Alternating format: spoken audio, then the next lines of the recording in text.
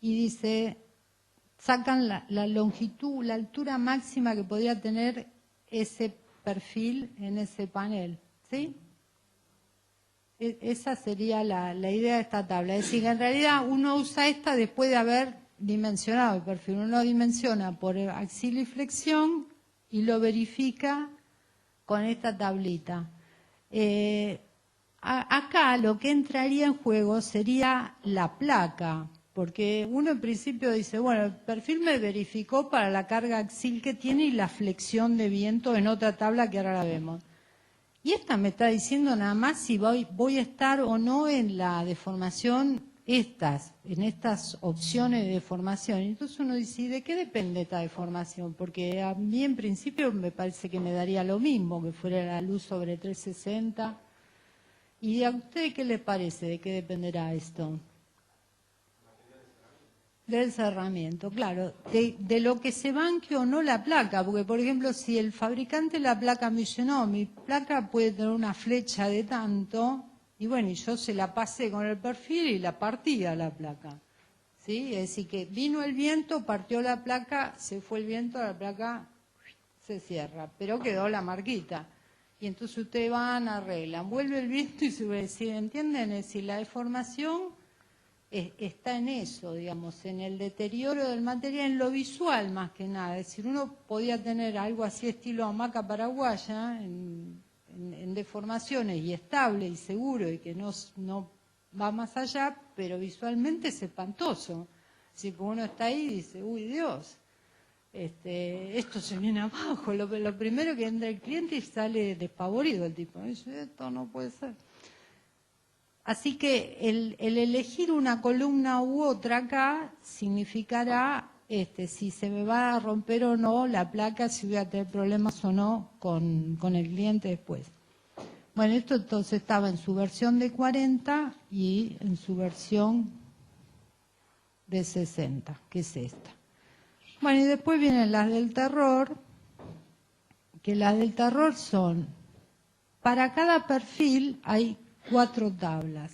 Si ustedes agarran un perfil en todos los espesores que fijan la norma, porque por ejemplo el perfil de 90 por 1,6 se los vende nadie. Si nadie fabrica perfiles de 90 por 1,6 porque no los compra nadie además, ¿no? Es decir, ningún conformador corta una bobina de 1,6 para hacer perfiles de 90 ni de 100. Si los perfiles de 1,6 son de 150 para arriba, porque nadie los compra. Es decir, cuando ustedes están haciendo el proyecto, cualquiera parte de la pared de 10 que viene bárbaro, la ventanita queda muy bien, qué sé yo, y bueno, y si las cargas son más grandes, y tengo mucho peso porque quiero hacer 3 plantas en vez de 2 plantas, y tengo mucho viento, tengo mucha nieve, tengo mucho, qué sé yo, uno ¿qué hace? Y ya no, yo me voy del 100. En vez de irme del espesor, me voy del 100, es decir, me voy del 150. Cuando miren algunas tablas de... Bueno, o acá mismo, en esta van a encontrar las tablas del PGC, si bien no están actualizadas, les va a servir igual de ejercicio. Un perfil, por ejemplo, el de 150 por 0,9 tiene más inercia que el de 100 por 1,24. Es decir, tiene menos sección, pero tiene más inercia, ¿sí? Entonces, y le sale menos, porque al tener menos sección, entonces, bueno, a veces no les conviene aumentar el espesor. En general nunca les va a convenir aumentar el espesor. Lo que siempre les va a convenir es aumentar el alma. Hay veces que uno no puede aumentar el alma. Por ejemplo, yo tengo que hacer un entrepiso acá. Y uno dice, sí, estoy rejugado con la altura, quiero un entrepiso así de grueso. Si no lo quiero más grande. Bueno, entonces ahí sí, ¿qué voy a hacer? Pongo el perfil más chico y pongo 500. ¿Sí? Pero todas las veces que uno tenga piedra libre con las dimensiones, lo lógico es aumentar el alma del perfil y no los espesores. Bueno, así que si bien la norma lo contempla, el de 90 por 1,6, en la práctica no existe ese perfil. Pero bueno... Lo que pasa es que a veces también pasa a 1,6 es más barato el kilo en algunas épocas. O sea, de 0,9 a 1,25 es más caro el kilo que el de 1,6. La verdad que no lo sé, pero puede ser. Pero sí, está bien, puede ese ser. razonamiento lógico. Sí, claro, es de mercado, claro, sí. Yo siempre sé cuánto pesa, nunca cuántos pesos, pero bueno. Igualmente, el perfil más alto, el efecto ese de arrolladura, Sí. ¿no? En chapa fina es mayor. Sí, es más débil, pero igual, a la hora del resultado final es más conveniente. Sí. No es tan lineal, digamos, el aumento de sección y de peso y todo eso es como que lineal, ¿sí? Y el aumento de rendimiento no, pero aumenta de todas maneras. Esa es la historia, es esa. Bueno, entonces esta tabla, para cada perfil 4 tablas. 2 son para 40 y 2 son para 60. Y las otras 2 son para la condición de arriostramiento. Y dice, una posibilidad es montante arriostrado en toda la altura. ¿Sí? Y la otra dice montantes arriostrados cada 1,30 m. 1,30 m tomaron porque suponían que 2,60 era una altura muy común de planta, que de hecho lo es. Entonces era el panel con una arriostra en el medio. ¿Sí? Una arriostra es un fleje en ambas alas del perfil y convenientemente tenso, digamos, ¿sí? No, un moñito no, es puesto firme.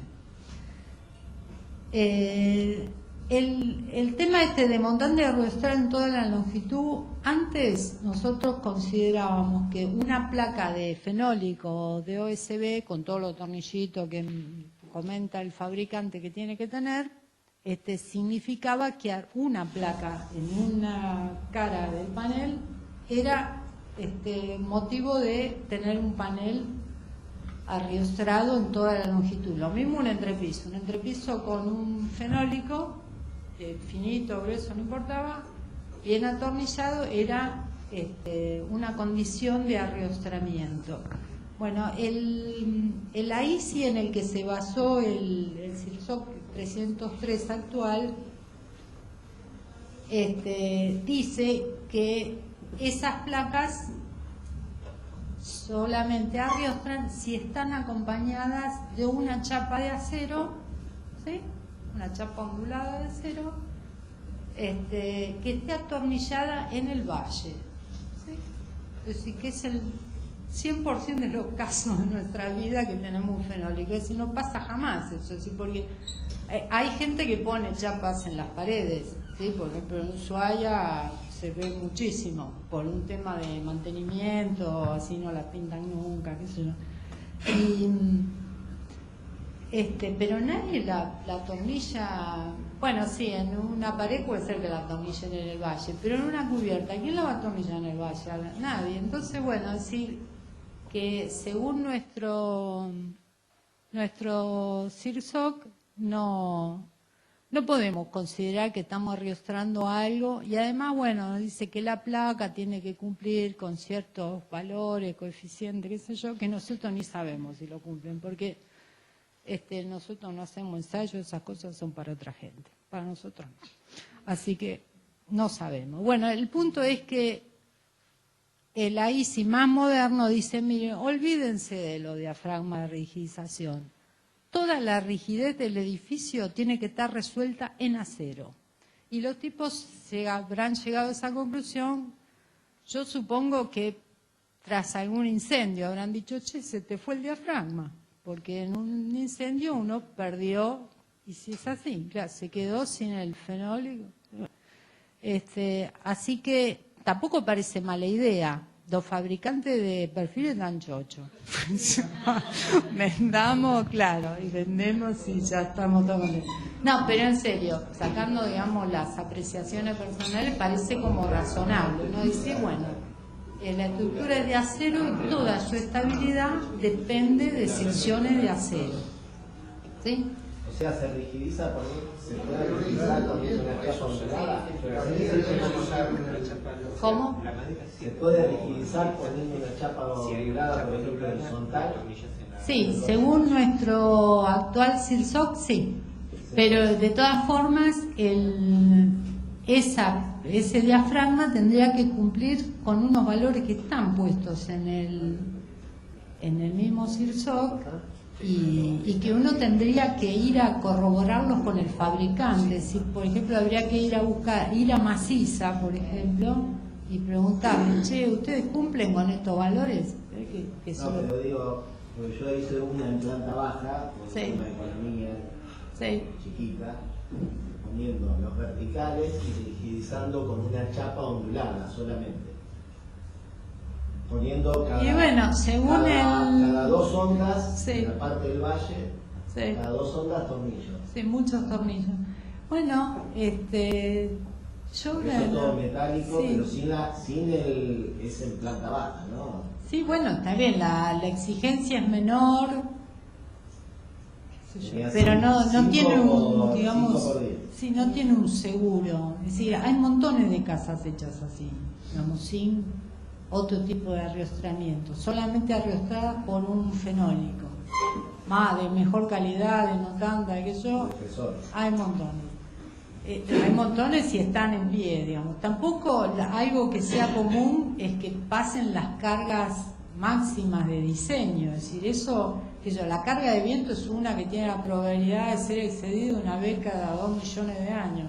No, 2 millones no, 50. Es decir, nosotros ni lo vemos, ni sabemos, qué sé yo. Tiene la probabilidad de ser excedida, ¿no?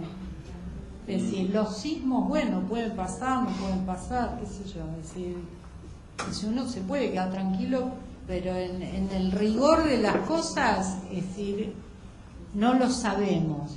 Esa es la frase es esa. Si nosotros no sabemos lo que estamos poniendo cuando ponemos un fenólico, ¿sí? Porque no cumple, no sabemos, tal vez las cumplan, pero no lo sabemos si las cumplen o no, porque acá los proveedores, digamos, no tienen, digamos, esa información para darnos.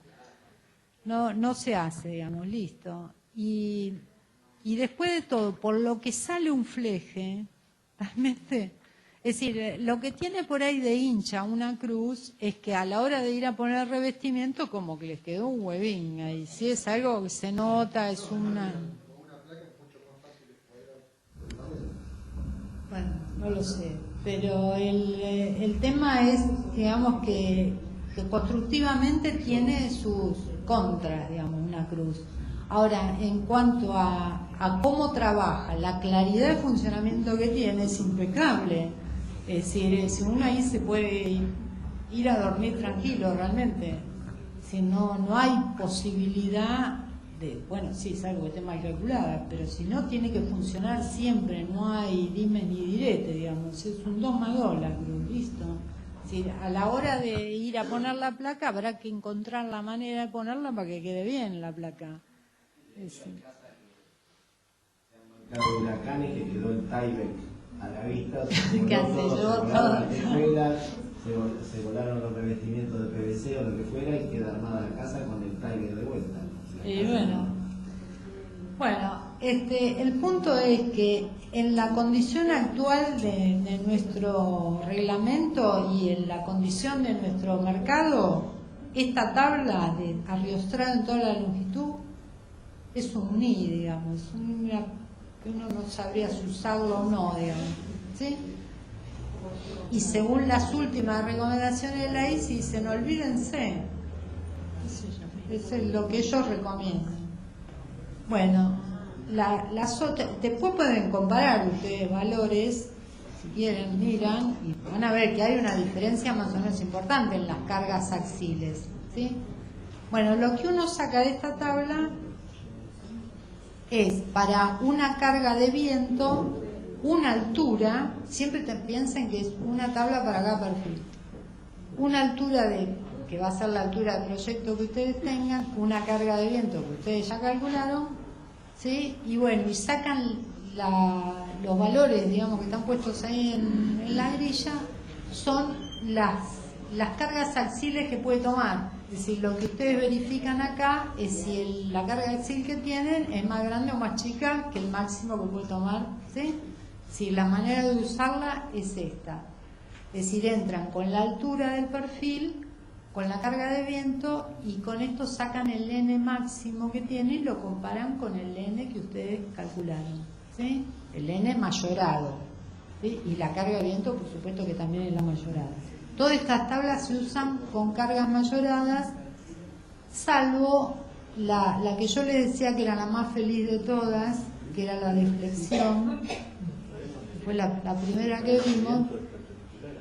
Esta tablita que tenía dos renglones, que yo no le dije nada, uno de resistencia y uno de deformación. Y fíjense que para una medida cualquiera, qué sé yo, por ejemplo, el primer renglón, el 150 por 0,9, dice, por resistencia toma 6,09, por deformación 4,91. Y uno dice, ¿cómo puede ser si estoy hablando del mismo perfil y me está diciendo? Bueno, el punto es que la carga de resistencia es mayorada y la deformación es de servicio. Es solo la carga de servicio, ¿sí? Es decir, siempre las deformaciones, porque la deformación no tendría sentido que yo la comparara con una carga última, porque acuérdense que la carga última es una que no existe, es una que uno inventa para quedarse tranquilo. Entonces la deformación la tengo que comparar con las cargas de verdad, no con las inventadas ni la de mentirita. Es decir, por eso son esta diferencia de valores, eso yo no se lo comenté. Bueno, ¿entendieron más o menos cómo funcionan las tablas? Sí. Bueno, entonces ahora en el ejemplito este que yo había desarrollado por ahí, lo que yo fui haciendo fue para un panel de planta alta, alguno de planta baja y el entrepiso, sumar los valores, calcular elegir uno de los estados de cargas, esos que habíamos visto por ahí, sacar los valores de carga y entrar a las tablas. Es decir, esto, sinceramente, no pueden tener problemas en hacer esto. Es decir, es muy simple y sencillo. ¿Entienden? Acá el problema es determinar las cargas. Ese es el problema. Digamos. La parte más densa de todo esto es llegar a la carga. Una vez que tienen la carga, el uso de la tabla puede ser más directo o menos directo, pero no tiene demasiada historia. Bueno, veamos uno como para mirarlo un poquito. Es un panel en planta alta en la zona del tímpano, ¿sí? La zona del tímpano es como que uno hace dos paneles, o puede ser que no haga dos paneles, todo dependerá de cada uno, pero en rigor funcionan como si fuera una sola pieza. ¿Sí? Si ustedes tienen el tímpano, un panel, pueden acá poner una doble solera y hacer un panel y el panel del tímpano, si eso es una posibilidad. Para los efectos de carga, el panel es uno solo. Si cuando yo veo esto de costado, si corto por acá, voy a ver las dos soleras esas que yo les decía que pueden usarlas sí o no, y por acá estará la primera cercha, y acá estará la siguiente, acá estará la otra. Y acá podrá haber un panel alero, ¿sí? Podrá haber, no, debe haber un panel alero, ¿sí? Si uno dice, che, pero yo no quiero que haya alero acá, quiero ver el tímpano limpio, bueno, se cortará acá el panel, ¿sí? O se hará así, digamos. ¿Y por qué tiene que haber un panel alero? ¿Alguna idea? Y porque si yo no le pusiera nada acá, me queda suelto esto. Sería como si fuera un extremo libre. Sí, está bien, yo después le paso la chapita, la tejita a mi abuelita, eso. Pero a los efectos de estructura no hay nada ahí. Sí, está libre esto, podría irse para acá, para allá, para acá, para allá. ¿Sí? Es decir, tengo que siempre vincular de alguna forma esto acá. ¿Sí? Es decir, la vinculación será el apoyo acá en el piso o en el entrepiso, lo que haya para abajo, y un apoyo en el otro extremo tiene que haber. Es Así que esta pieza tiene que estar, haya o no haya alero, tiene que haber un vínculo para que eso no sea algo suelto. Es decir, el tímpano tiene que tener un apoyo al conjunto. Si esta altura es muy grande, que puede serlo, bueno, tal vez me convenga tener otro vínculo acá, ¿sí? Entonces yo paso de esta luz de pandeo a esta, ¿sí? ¿Entienden esto? Bueno, en el ejemplo yo supuse que hay una vinculación acá y tomé esta luz de pandeo, pero lo pueden ver como, digamos, como práctica para ustedes, ver qué perfil les da si en vez de tomar este 270 toman esta altura. 270 más un tímpano, el que a ustedes se les ocurra, pueden poner y ver a qué perfil pasan, si se van al diablo, uy Dios, qué sé yo, o decir si la conveniencia o no de este siempre, este puede ir o no. Esto es nada, es decir, no hace falta que ustedes acá pongan un infierno de acero, pueden poner un perfilito chiquito, lo que tiene que haber es un vínculo cada 40, es decir, algo que vaya agarrando el tímpano al resto de la estructura, ¿sí? Bueno, entonces es esa frase, paneles, bla, bla. Bueno, está calculada la carga permanente, donde, bueno, fui sumando y fíjense que en la altura, a ver, me parece que... Este era el que, ese es otro, un panel bajo la cubierta. Este es el del tímpano. Fíjense, la altura es 270 más el tímpano de 1,40, pero puse el panel se vincula con el cordón inferior de las cerchas, entonces la altura del panel va a ser 270 en el ejemplo este que yo les hago. ¿Sí? Bueno, sacan la carga permanente, que en la carga permanente sí tienen que contar lo que tienen arriba, el pedazo que tienen arriba, ¿sí? Es decir, el pedacito del 1,40 lo tienen que tener. La carga de viento va a ser esa, la de las componentes y revestimientos, y como es el tímpano es zona 4, si fuera un costado, qué sé yo, el de apoyo de cubierta, ese sería, puede usar el de zona 5, pero acá es el tímpano, estoy en zona 4 seguro. Bueno, así obtengo mi carga axil, que en este caso es muy chiquita, y mi carga de viento, y fíjense que las dos ya están mayoradas, ¿sí? Porque determiné que el peor estado de carga para esto era el 4. Bueno, con esos dos valores de la carga axil y de la carga de viento van a las tablas, y acá termino sacando que es un PGC de 90 por 0,9. Bueno, pueden hacerlo como, digamos, como ejercicio para que ustedes vean la diferencia, qué pasaría si lo hubieran tomado de 270 más 1,40. Bueno, en el caso de que tengan, sea apoyo de la cubierta, ahí no hay ninguna disquisición de altura, el panel mide 270, y lo que sí acá hay apoyo de la cubierta, entonces a las cargas hay que sumarles la de la cubierta. Es decir, que puede haber un poco más de lío a la hora de sacar la carga permanente, y la carga de viento, bueno, va a ser, en vez de la de zona 4, la de zona 5. Bueno, las mayoran a las dos y van a la tabla.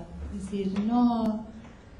Esto es muy fácil. No sé si a alguno le queda alguna duda, millones.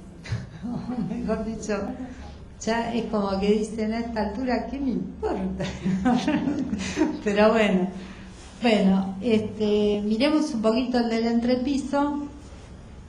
Ahí yo tomé una luz de apoyo de 40, la carga permanente calculada fue de 0,52, esas las de servicio, las de sobrecarga es de 2.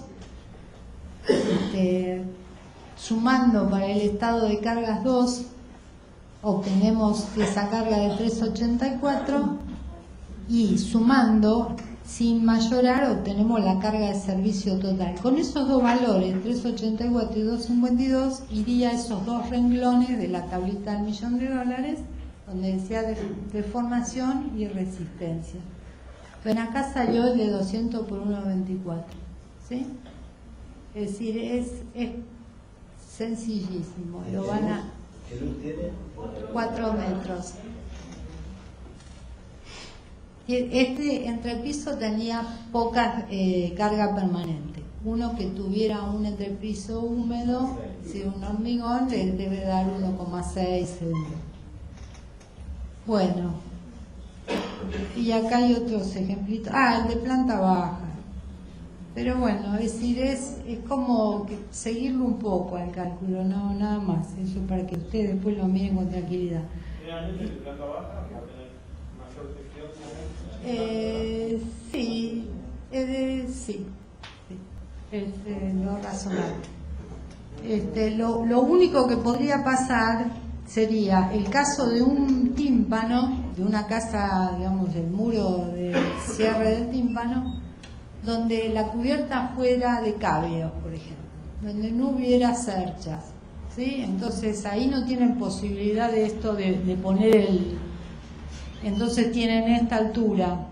Entonces es probable que este panel les dé más grande que su correspondiente de planta baja. Eso sí, posible. ¿Sí?